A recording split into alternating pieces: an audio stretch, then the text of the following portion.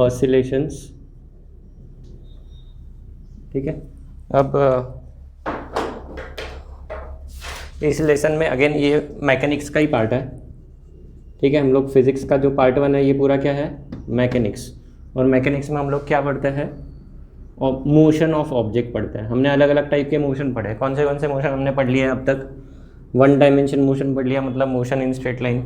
फिर 2 dimension motion पढ़ा जिसमें पार्टिकल मूव्स इन सर्कल और इन प्लेन, है ना, सर्कुलर मोशन और प्रोजेक्टाइल मोशन, ये दोनों चीज़ें पढ़ी, which is motion in plane. ये हो गया, ये हो गया, ये हमने पढ़ लिया।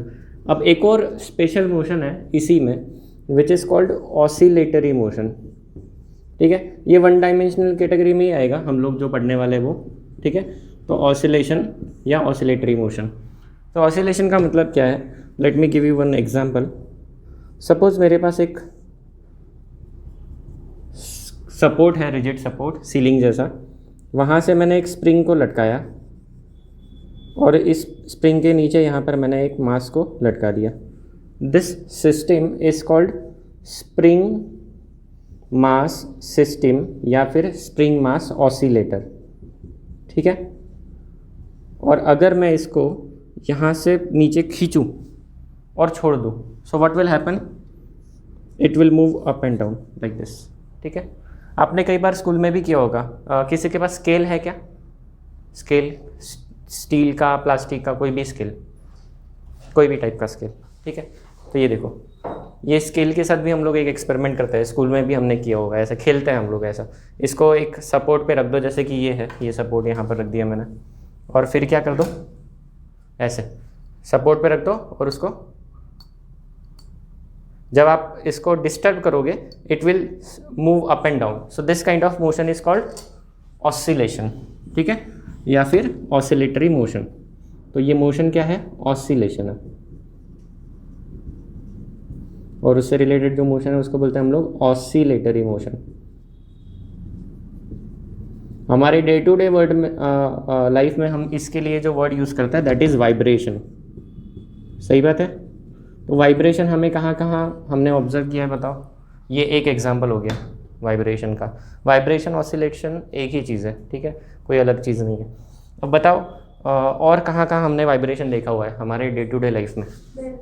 बेल है ना, हम लोग मंदिर में जाते हैं, घंटी बजाते हैं, तो वहाँ पर बेल के अंदर जो वाइब्रेशन होता है वो उसका जो आउटर शेल है, जैसे ही हैमर उसको टच करता है सो दैट शेल वाइब्रेट्स, ठीक है, it moves to and fro. Obvious बात है, हमें अपनी आंखों से दिखता नहीं because that happens very quickly. Slow motion camera में वो चीज़ आपको क्लियरली दिखेगी, ठीक है। तो ये हो गया वाइब्रेशन। और कोई एग्जांपल हो सकता है क्या? जब हम लोग स्विंग करते हैं, झूले पे बैठते हैं, तो उसका मोशन कैसा होता है, टू एंड फ्रो, ठीक है। सो बेसिकली ऑसिलेटरी मोशन को अगर सिंपल वर्ड्स में बताना है तो कैसे लिखेंगे?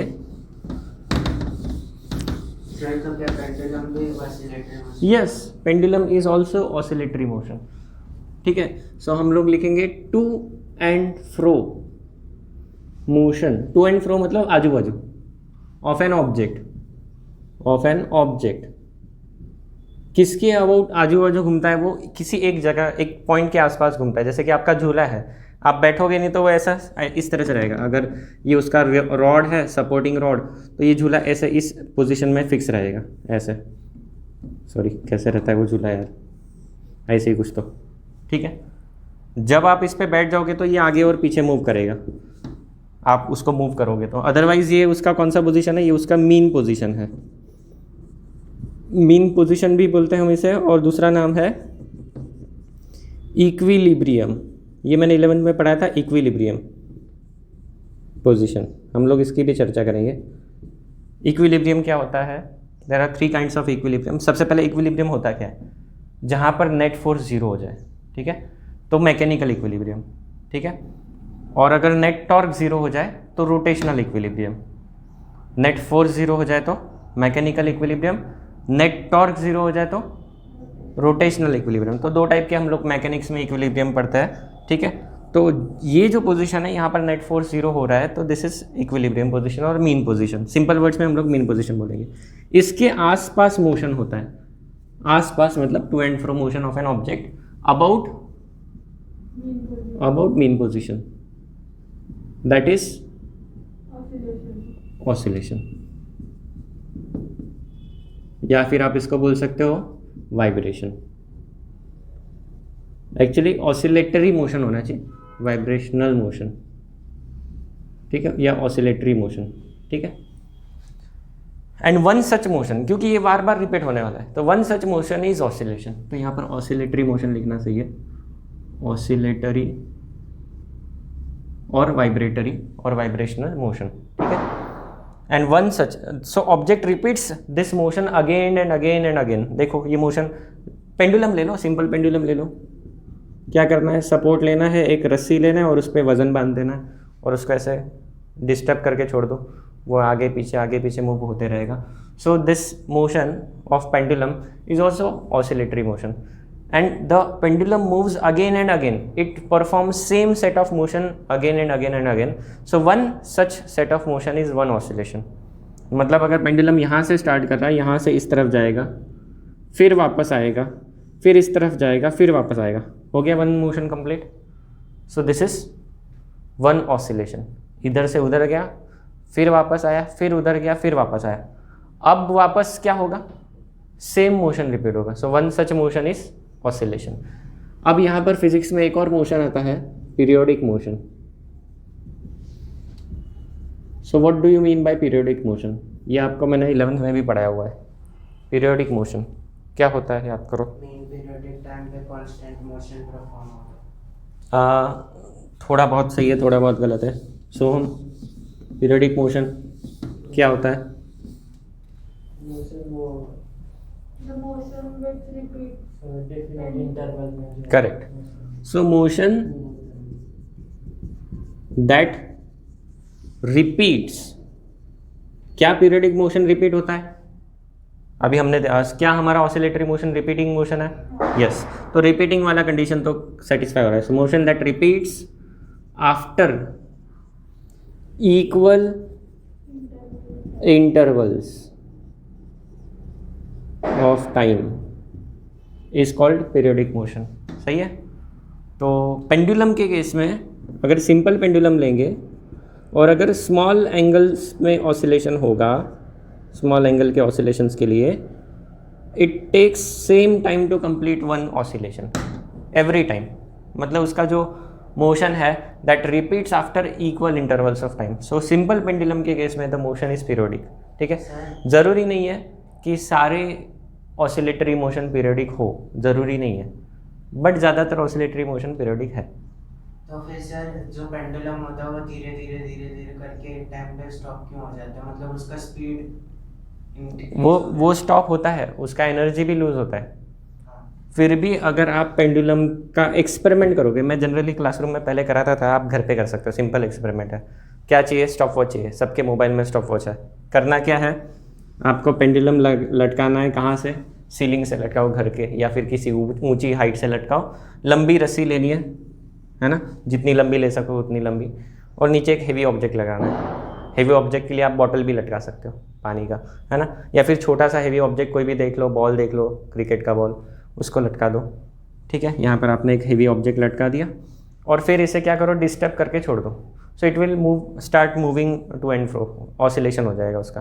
ठीक है, आप अंदाजे से लेटर से 5 या 10 डिग्री आप उसको डिस्प्लेसमेंट देके छोड़ दो, एंड देन यहाँ पर एक अपना फिंगर रख दो इस तरफ।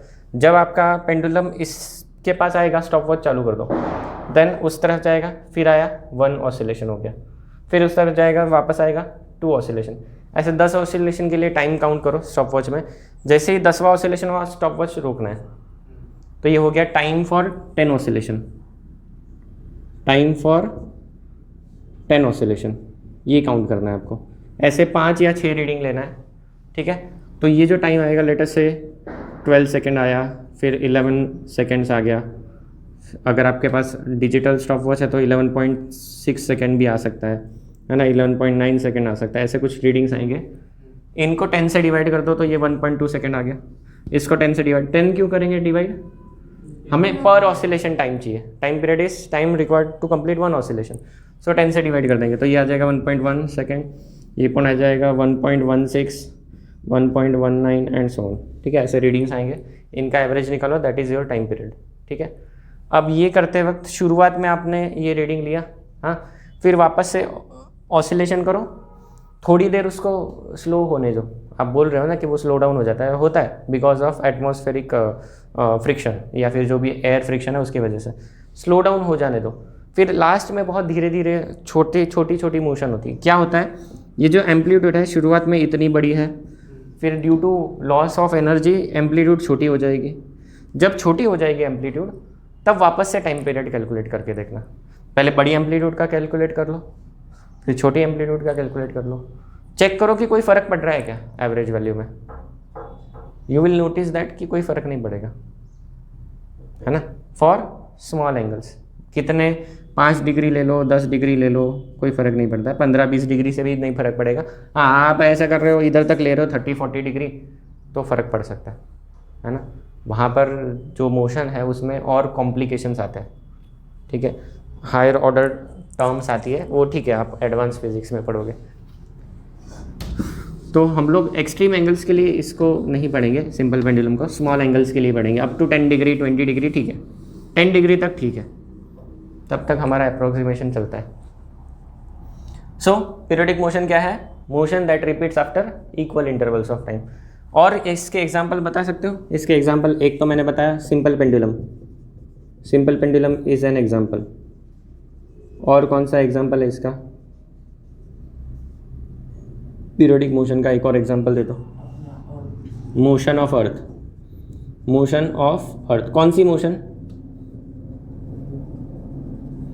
दो है ना, अर्थ की दो मोशन है, एक रोटेशनल मोशन है। रोटेशनल मोशन आएगा क्या इस केस में?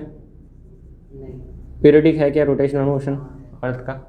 कितना टाइम पीरियड है? 24 आवर्स में घूमती है ना, तो रोटेशनल मोशन आएगा। दूसरा कौन सा आएगा?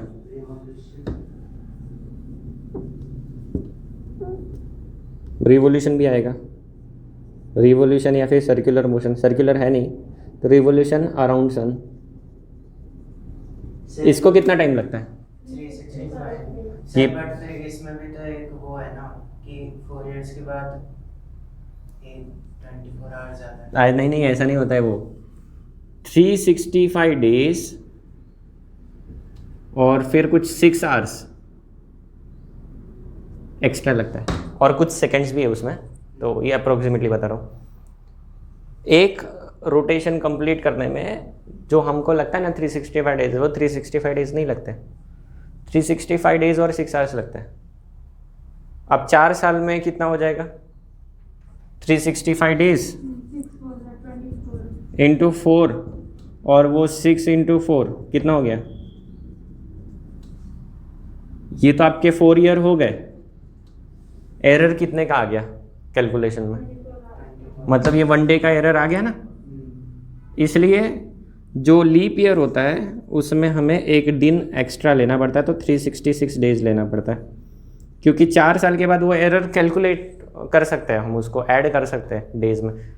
1/4 डे कैसे ऐड करेंगे? 6 घंटे का दिन कैसे बनाएंगे? नहीं ना बना सकते। प्रिसाइजली 365 डेज नहीं है, 365 डेज प्लस 6 आवर्स है हर साल। तो वो 4 साल में वो एक दिन का एरर बन जाता है, तो उसको फिर कैलकुलेट करना पड़ता है। यहाँ पर इस साल अगर हमारा कौन सा अभी 2020 कौन सा चल रहा है? 21। तो इसमें ये साल के एंड में 6 घंटे हम लोग ज़्यादा चल चुके होंगे, अगले साल और 6 घंटे 12 घंटे, उसके अगले साल और 6 घंटे, और उसके अगले साल वो एक दिन हो जाएगा, पूरा 24 घंटे हो जाएंगे। तो फिर उसको क्या करना पड़ेगा? उसको कैलकुलेट करना पड़ेगा, है ना, उसको काउंट करना पड़ेगा। नहीं तो फिर हम लोग एक दिन का कैलकुलेशन में गलती आ जाएगा कैलेंडर के, इसलिए वो एडिशनल 366 डेज आते हैं। 2020 में आए थे ना 366 डेज, मेरे को लगा था क्या भारी साल है, 366 डेज है। बाकी तो तुमको पता ही है ना, तुमको बाकी पता ही है। चाइना के पास सारे सॉल्यूशंस है, सारे प्रॉब्लम्स है, सॉल्यूशंस नहीं है। ठीक है, उनको पता था 2020 में अपने को 366 डेज मिलने वाला है परेशान करने के लिए दुनिया को, है ना। चलो, तो पीरियोडिक मोशन क्या है? ऐसा मोशन जो रिपीट होता है। इनमें से कौन सा ऑसिलेटरी मोशन है? क्या ये ऑसिलेटरी मोशन है? क्या ये ऑसिलेटरी मोशन है? नहीं है। क्या ये ऑसिलेटरी मोशन है? क्या ये ऑसिलेटरी है? तो ज़रूरी नहीं है कि हर पीरियडिक मोशन ऑसिलेटरी हो, है ना, ठीक है, ज़रूरी नहीं है कि हर पीरियडिक मोशन ऑसिलेटरी हो। ऑसिलेटरी मोशन जनरली पीरियडिक होता है, ठीक है। ऑसिलेटरी मोशन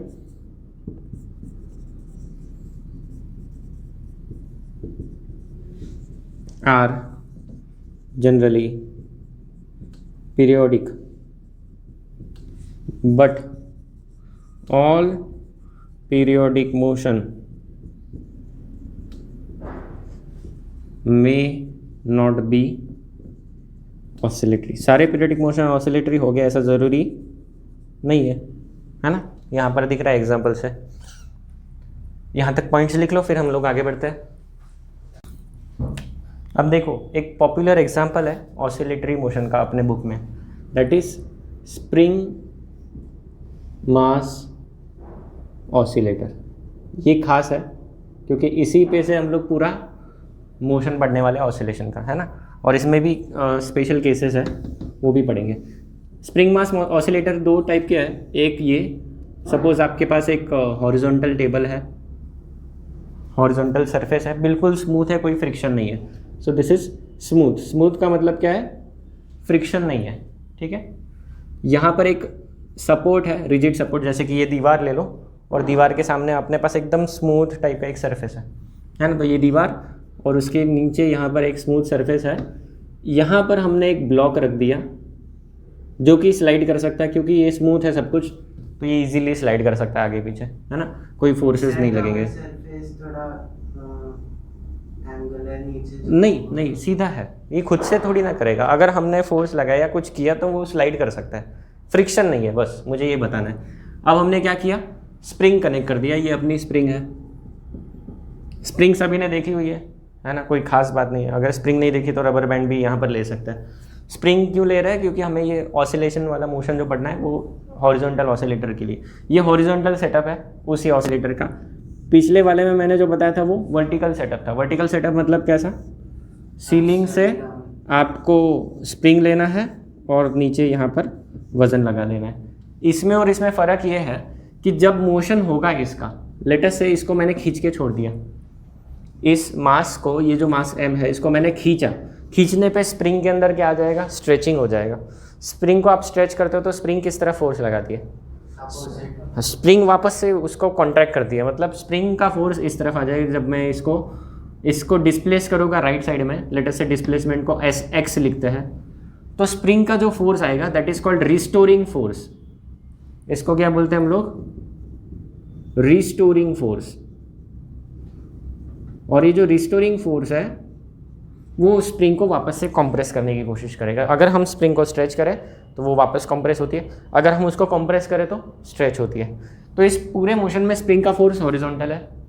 और कौन से फोर्स है, ग्रेविटेशनल फोर्स है mg नीचे, नॉर्मल रिएक्शन है n ऊपर। क्या ये दोनों फोर्सेस मोशन में कंट्रीब्यूशन दे सकते हैं क्या, नहीं दे सकते। क्यों नहीं, क्योंकि मोशन हॉरिजॉन्टल है, फोर्सेस वर्टिकल है, वर्टिकल फोर्सेस हॉरिजॉन्टल मोशन में कोई कंट्रीब्यूशन नहीं दे सकते। और सिंस ये दोनों अपोजिट है, ये दोनों एक दूसरे को बैलेंस कर देंगे। फ्रिक्शन भी नहीं है तो इनका कोई कंट्रीब्यूशन नहीं आएगा हॉरिजॉन्टल डायरेक्शन में। फ्रिक्शन होता तो नॉर्मल का कंट्रीब्यूशन हॉरिजॉन्टल डायरेक्शन में आता, ठीक है। क्योंकि फ्रिक्शन नहीं है, there is no contribution of this normal force mg in the motion, तो हमें इनको सोचने की ही ज़रूरत नहीं है, सीधा हम इनको हटा सकते हैं स्टडी में से। ये खास एडवांटेज है इस तरह के ऑसिलेटर का, पढ़ने में आसान है, इसलिए हम इसको पहले पढ़ते हैं। ये वाला डायरेक्ट आपके बुक में नहीं है, बट हम इसके क्वेश्चंस कर सकते हैं बेस्ड ऑन जो हमने यहाँ पर सीखा, वही यहाँ पर लगा सकते हैं। कॉम्पिटिटिव एग्जाम में इस पे क्वेश्चंस आते हैं, ठीक है। इसमें प्रॉब्लम क्या है, तो यहाँ पर स्प्रिंग का फोर्स ऊपर है, नीचे की तरफ mg है, और फिर आप ऑसिलेशन करोगे तो स्प्रिंग का फोर्स डोमिनेट करेगा और वो एडिशनल आपका वहाँ पर फोर्सेस आ जाएंगे। तो यहाँ पर ग्रेविटेशनल फोर्स कंट्रीब्यूट करता है वर्टिकल ऑसिलेशन में। ये vertical harmonic oscillator, vertical harmonic oscillator.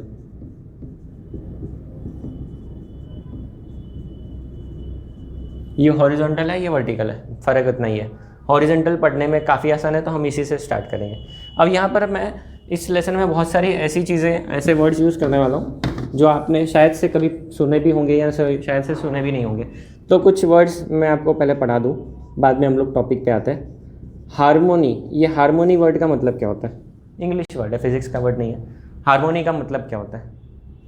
ये वर्ड आपने कभी सुना है क्या? हारमोनी कुठे ऐकलंय सांगा?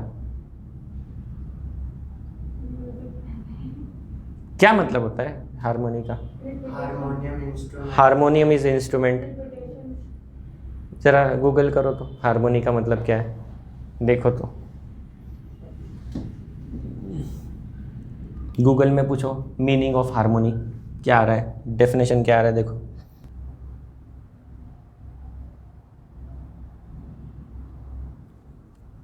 समथिंग रिलेटेड टू म्यूजिक, ऐसा कुछ दिख रहा है क्या? वो तो है। वो है? जाएगा। है क्या? Combination of musical notes. हाँ, सो दैट इज हारमोनी, है ना। तो ये जो वर्ड है it is related to musical notes. Notes मतलब स्वर, सा रे ग म प ध नि सा, है ना। हर एक स्वर के साथ एक फ्रीक्वेंसी होता है, ठीक है, हम लोग म्यूजिक में नहीं घुसेंगे। तो harmony is something related to musical note.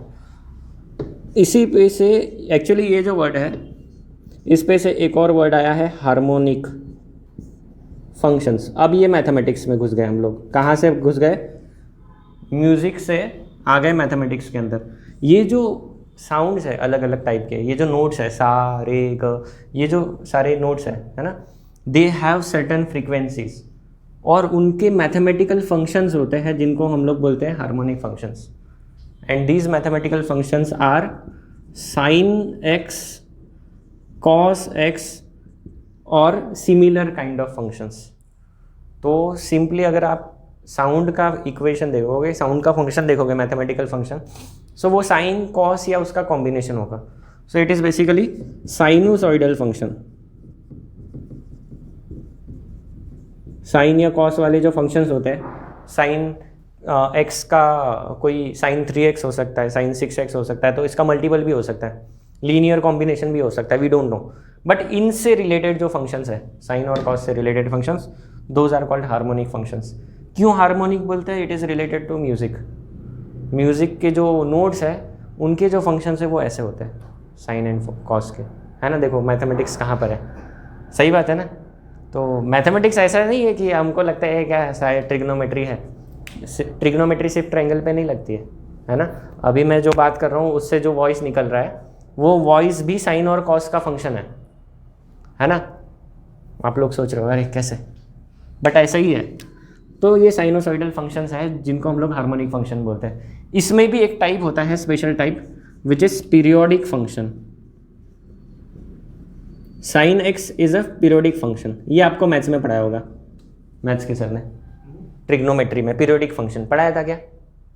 चलो मैं बता देता हूँ सिंपल वर्ड्स में। अगर मेरे पास एफ ऑफ एक्स ये फंक्शन है साइन एक्स, सिंपल फंक्शन लिया मैंने साइन एक्स।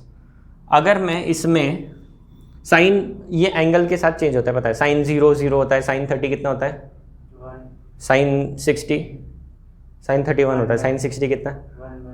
1/2। साइन 31 होता है नहीं सॉरी। तो कितना होता है? साइन 0 0, साइन 30 कितना? हाफ। साइन 60, पहले साइन 45, साइन 45 कितना? 1/1, साइन 60, साइन 90। हाँ, उसके आगे होता है क्या साइन की वैल्यूज? ठीक है, ये देखो। तो ये जो साइन एक्स है, अगर रेडियन डिग्री पता है ना आपको, डिग्री रेडियन, अगर मैं इसमें हाँ सर ग्राफ 2 पाई ऐड कर दूँ, 2 पाई रेडियन या 360 डिग्री ऐड कर दूँ, रिपीट होते जाते तो sine of 2 pi plus theta, इसका फॉर्मूला पता है आपको? Sine of 2 pi plus theta लिख देता हूँ, तुम लोग को ज़्यादा कंफर्टेबल लगेगा देखने में, है ना। तुम लोग ने थीटा ही लिखा है मैथ्स में हर जगह, सही बात है ना। Sine of 2 pi plus theta क्या होता है? फॉर्मूला है ना, क्या फॉर्मूला है? Sine of 2 pi plus theta is sine theta. अरे फॉर्मूला पता है क्या नहीं तुमको? ट्रिग्नोमेट्री के 11th का फॉर्मूला है ना, sine of 2 pi plus theta sine 2 theta. Sine theta. Sine theta होता है भाई। Sine of 2 pi plus theta is sine theta. तो मतलब क्या है, मेरा जो फंक्शन है उसमें मैंने एक कांस्टेंट नंबर ऐड किया और वही फंक्शन वापस से आया। मतलब मेरा जो फंक्शन है उसमें मैंने कुछ तो ऐड किया, वापस से वही फंक्शन आ गया। सो ये रिपीट हो रहा है विद दिस कांस्टेंट टाइम। है ना, ये मेरा constant in case of time varying function, ये कांस्टेंट मेरा टाइम पीरियड हो जाएगा, टाइम वेरिंग फंक्शन है तो, ठीक है। तो ये मुझे यहाँ पर बताना था कि these are some of these sinusoidal functions are periodic functions, ठीक है। कैसे पता चल सकता है कि पीरियोडिक है, आप उसमें एक कांस्टेंट नंबर ऐड कर दो, अगर फंक्शन वो नंबर आपको गेस करना है कि कौन सा कांस्टेंट होगा, ठीक है, based on this numbers, number को देख के पता लगाना है। मतलब ऑलरेडी पता है साइन को। हाँ, वो साइन और कॉस का टाइम पीरियड 2 पाई रहता है, टाइम का कितना रहता है, 5/2 पाई/2 रहता है। tan ऑफ 90 प्लस थीटा कितना होता है, sin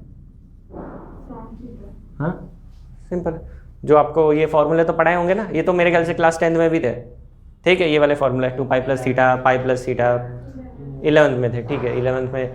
तो ये जो फॉर्मूला है ये हमें क्या बताते हैं, वो टाइम पीरियड बता रहा है उस फंक्शन का कितना टाइम पीरियड है। So these are tan theta is not harmonic, भले ही वो पीरियडिक है वो हार्मोनिक नहीं है, ठीक है, tan थीटा हार्मोनिक नहीं है, ये याद रखो। तो हार्मोनिक फंक्शन ओवरऑल दिखते कैसे, समथिंग लाइक दिस, इस तरह का जो पैटर्न होता है, वेव जैसा पैटर्न, वो सारे हार्मोनिक फंक्शन होता है, ठीक है। जैसे ग्राफ में दिखाते हैं। हाँ, तो ये थोड़ा सा मैथमेटिकल बेस आपको मैंने बताया, क्योंकि हमें इसकी ज़रूरत आगे पढ़ने वाली है। मैं कई जगह पे ऐसे मैथमेटिकल इक्वेशन अचानक से लेके आऊँगा, है ना।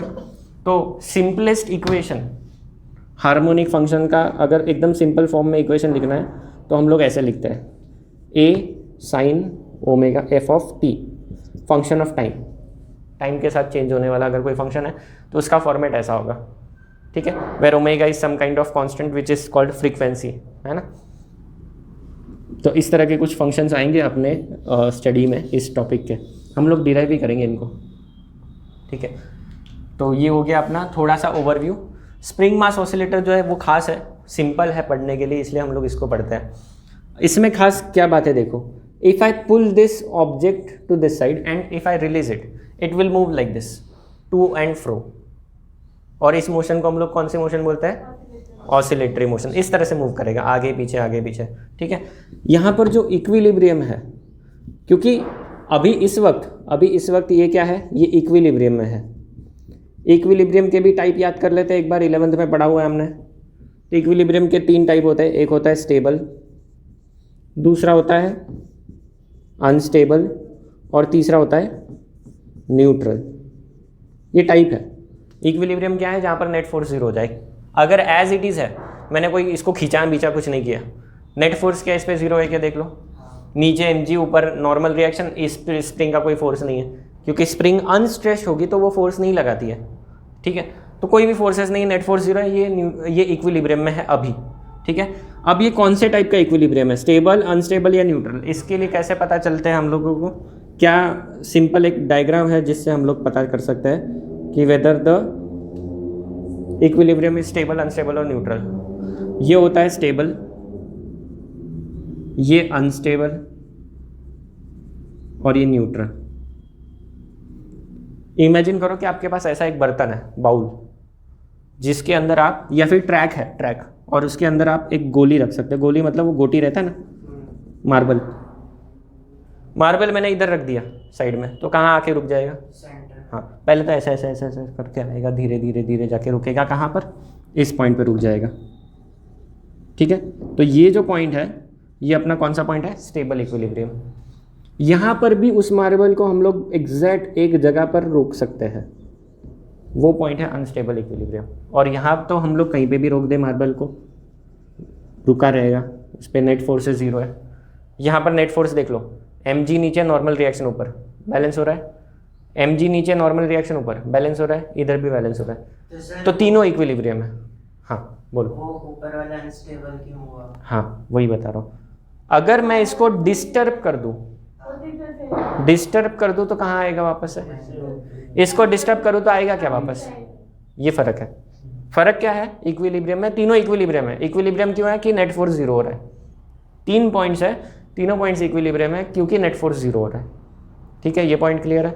अब कौन सा स्टेबल है, तो डिस्टर्ब करोगे वापस आ गया तो स्टेबल, इसको डिस्टर्ब कर दो, धक्का दे दो, वापस आएगा क्या इधर, इसको धक्का दे दो वापस आएगा नहीं, इसको धक्का दे दो, इधर रख दो, तो सर कोई फर्क नहीं पड़ रहा है, वापस नहीं आएगा। लेकिन पोजीशन तो उसकी चेंज हो रही है ना, हाँ, न्यूट्रल वाली का पोजीशन चेंज हो रहा है, वापस भी नहीं आ रहा है, लेकिन क्या दूर भाग रहा है? इसमें और इसमें फ़र्क है, क्या फ़र्क है? इसमें डिस्टर्ब कर दो तो दूर चला जाएगा एकदम, इसमें डिस्टर्ब कर दो, जहाँ तक डिस्टर्ब करोगे वहाँ जाके रुक जाएगा, वहाँ जाके वापस इक्विलिब्रियम में। इसको डिस्टर्ब कर दिया, ये दूर तो चला गया, और ये वापस से ज़िंदगी में कभी भी इक्विलिब्रियम में नहीं आएगा। इसको थोड़ा सा डिस्टर्ब कर दो, जहाँ चला गया वहाँ जाके वापस इक्विलिब्रियम में, है फ़र्क। और यहाँ पर क्या है, थोड़ा भी डिस्टर्ब कर दो वो वापस से अपनी ओरिजिनल इक्विलिब्रियम पोजीशन में आएगा। तो कहाँ पर ऑसिलेशन पॉसिबल है, देख के क्या लग रहा है? स्टेबल में ऑसिलेशन पॉसिबल है।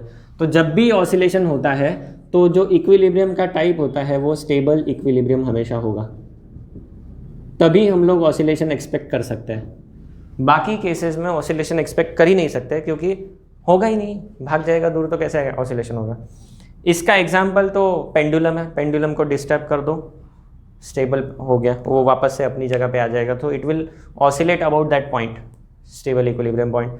दूसरा एग्जांपल है अनस्टेबल इक्विलिब्रियम का, ये पेन, इसको मैंने इस उंगली पे बैलेंस कर दिया किसी तरीके से, और अगर इसको मैंने छोड़ा वापस से ये रिवर्स नहीं आ सकता, मुझे उसको लाना पड़ेगा, वो बात अलग है, खुद से नहीं आएगा, तो वो अनस्टेबल है। न्यूट्रल मतलब ये डस्टर रखा हुआ है टेबल पे, थोड़ा सा डिस्टर्ब करके उधर शिफ्ट कर दो, उधर ही पड़ा है ना, तो वो न्यूट्रल है। ठीक है, ये हो गए 3 टाइप के इक्विलिब्रियम। ये 11th का है, 12th का नहीं है, रिवीजन दे रहा हूँ बस आपके लिए, इंपॉर्टेंट है इसलिए ये सारी चीज़ें रिवाइज कर रहा हूँ। अब ये जो स्प्रिंग मास ऑसिलेटर है ये खास है, क्यों खास है देखो, जब आप इसको डिस्प्लेस करके छोड़ दोगे it will move to and fro. ठीक है, so this is unstretched condition, unstretched spring. ठीक है, इनिशियल कंडीशन। फिर आपने क्या कर दिया, एफएस क्या था, रिस्टोरिंग फोर्स था ना, रिस्टोरिंग फोर्स या फिर फोर्स ऑफ स्प्रिंग। स्प्रिंग हमेशा रिस्टोर करती है, स्ट्रेच करोगे तो वो खुद को रिस्टोर करेगी, कंप्रेस करोगे तो खुद को रिस्टोर करेगी, अपनी लेंथ को रिस्टोर करती है। सेकेंड केस, अब आपने उसको खींच के छोड़ दिया है तो it is moving to and fro, अब वो मोशन पढ़ रहे हैं हम लोग टू एंड फ्रो, हमारा फोर्स अभी नहीं है, डिस्टर्ब कर दिया, छोड़ दिया, अब वो ऐसा ऐसे मूव कर रहा है। तो जब वो स्ट्रेच कंडीशन में है तो हमारा ब्लॉक यहाँ कहीं तो होगा, सही बात है।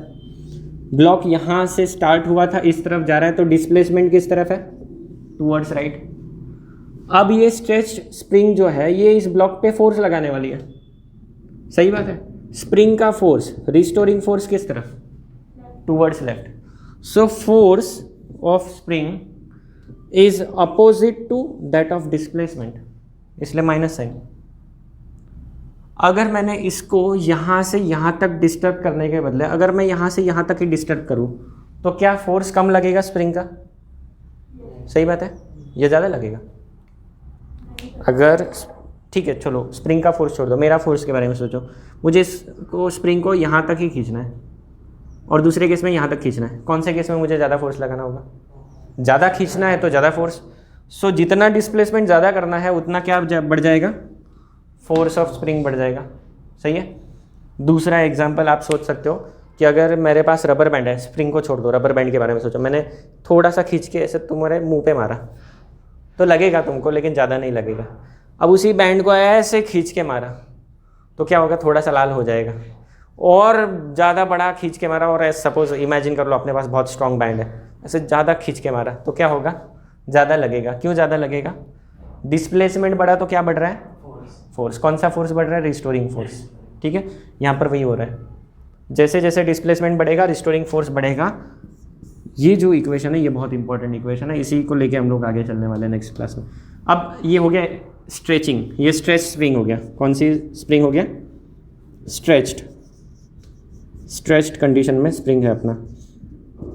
अब यहाँ से आगे क्या होगा, इस मूवमेंट पे स्प्रिंग का फोर्स डोमिनेट कर चुका है, डिस्प्लेसमेंट मैक्सिमम हो चुका है, इसके आगे नहीं जाएगा।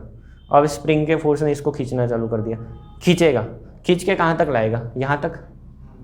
यहाँ पर आने पर स्प्रिंग क्या हो गई, ओरिजिनल कंडीशन में आ गई। अब स्प्रिंग का फोर्स 0 है। बट प्रॉब्लम क्या है पता है, ये मास है ना, मास के अंदर क्या होता है, इनर्शिया। तो ये मास और आगे वापस से इस तरफ जाएगा, जैसे क्योंकि it was mass in motion so it will continue to move. जैसे ही वो कंटिन्यू करेगा उस स्प्रिंग को वो क्या कर देगा, कंप्रेस करना चालू कर देगा, है ना। यहाँ पर अजम्पशंस है कि स्प्रिंग इज़ वेटलेस, ये हमारा अजम्पशन रहेगा।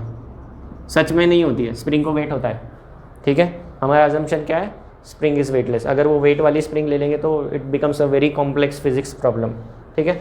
तो हम लोग उसको नहीं लेंगे, सिंपल केस लेंगे कि स्प्रिंग हमारी वेटलेस है। वापस से सेम प्लेटफॉर्म। अब क्या हो गया, अपना मास जो था वो मीन पोजीशन से इस तरफ खिसक गया बिकॉज ऑफ इनर्शिया। तो जो मेरी स्प्रिंग थी वो क्या हो गई, कंप्रेस हो गई। कितनी कंप्रेस हो सकती है, एक लिमिट है कंप्रेस होने का। कंप्रेस हुई और जितनी कंप्रेस ज़्यादा होगी उतना वो स्प्रिंग अपना फोर्स बढ़ाते जाएगी, क्योंकि spring force is proportional to what, it is proportional to displacement x from the mean position. इस तरफ भी मीन पोजीशन से डिस्प्लेसमेंट है, इस तरफ से भी मीन पोजीशन से डिस्प्लेसमेंट हो रहा है। सो spring will get compressed and it will exert a force towards right. Displacement इसका लेफ्ट साइड में हो रहा है, फोर्स टुवर्ड्स राइट है, मतलब वापस से अपोजिट डायरेक्शन में माइनस साइन आ रहा है। कितना फोर्स लगेगा, दैट डिपेंड्स ऑन कंप्रेशन, कितनी कंप्रेस हो रही है, ठीक है। आइडियली जितना इस तरफ कंप्रेशन हुआ है, एक्सटेंशन हुआ, उतना ही इस तरफ कंप्रेशन भी होगा, दोनों तरफ सिमेट्रिक होता है, ठीक है। So F is proportional to -x। तो हम इस इक्वेशन को लिख सकते हैं, यही इक्वेशन यहाँ पर भी चलने वाला है, सेम है दोनों केस में। हम इसको लिख सकते हैं F S is equal to some constant minus sign के साथ, some constant times x. This equation is called equation of simple harmonic motion. इसी को हम लोग शॉर्टकट में लिखते हैं SHM। अब ये सिंपल हार्मोनिक मोशन क्यों, सबसे पहले तो सिंपल क्यों, क्योंकि यहाँ पर लीनियर मोशन है, ज़्यादा फोर्सेस नहीं है, ठीक है। दूसरा, इसका जो मैथमेटिकल इक्वेशन आएगा उसका पावर 1 होगा, ठीक है। ये इक्वेशन देख लो, यहाँ पर फोर्स और एक्स का पावर 1 है। तीसरी चीज़, हार्मोनिक, जब हम इसके डिस्प्लेसमेंट के इक्वेशंस निकालेंगे तो वो हार्मोनिक फंक्शंस होंगे। हार्मोनिक फंक्शंस मतलब साइन और कॉस वाले फंक्शंस आएंगे, इसलिए इसको बोलते हैं हम लोग सिंपल हार्मोनिक मोशन। ऐसा मोशन जो ये इक्वेशन सेटिस्फाई करे is called simple harmonic motion, ठीक है। यहाँ पर और कोई ज़्यादा फोर्सेस नहीं है, बस एक ही स्प्रिंग का फोर्स है which is proportional to what, displacement from mean position, ठीक है। इतना आज के इंट्रोडक्शन के लिए काफ़ी है, बाकी चीज़ें हम लोग कल की क्लास में इस इक्वेशन के साथ चालू करेंगे, ठीक है। तो लिख लो यहाँ तक चीज़ें, डायग्राम बनाओ।